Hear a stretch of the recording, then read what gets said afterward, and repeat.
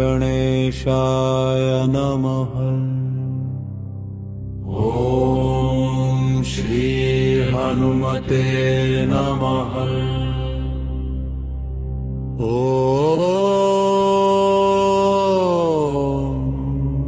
पंचमुखी हनुमत नमः।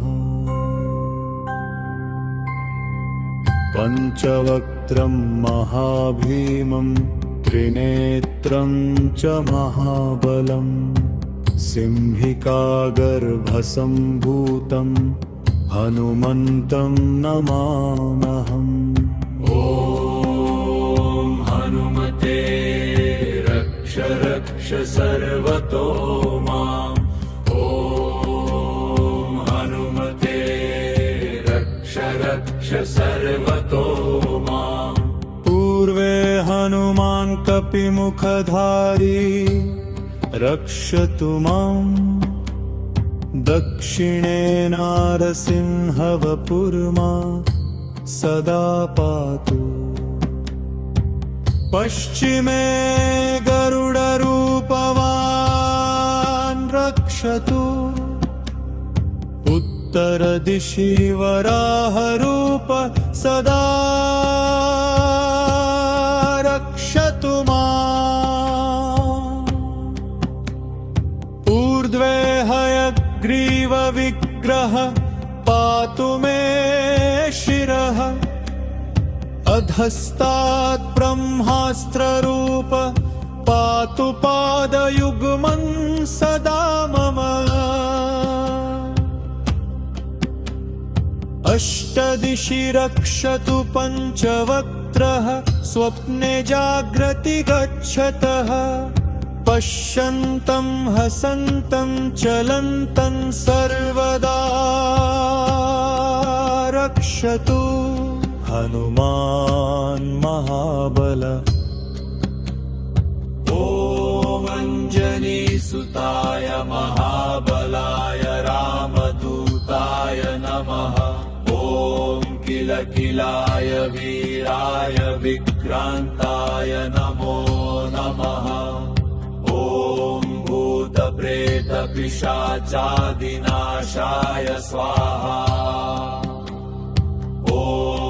सिद्धाराकृशानुवत् कवचं मे हनुमान् स्थापयतु। रामभक्ताय रामदूताय हनुमते नमः। सर्वशत्रुनिवारणाय कवचं पठे।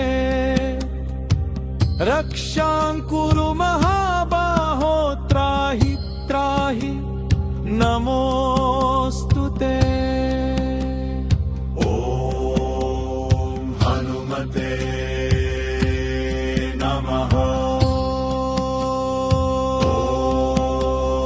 हनुमते नमः। ॐ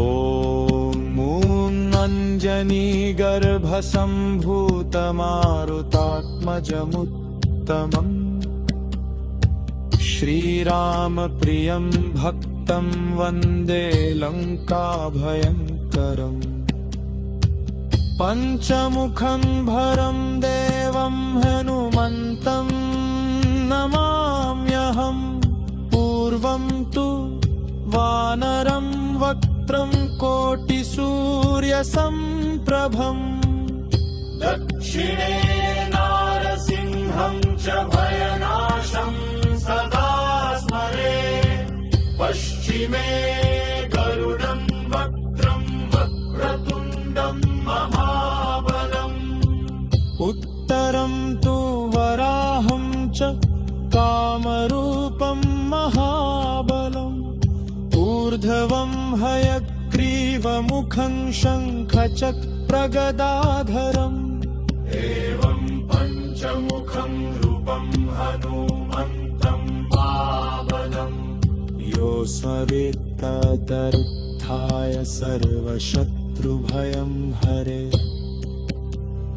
नाशयेत् दुःस्वप्नं शुभं दुष्टग्रहसमुद्भवम्।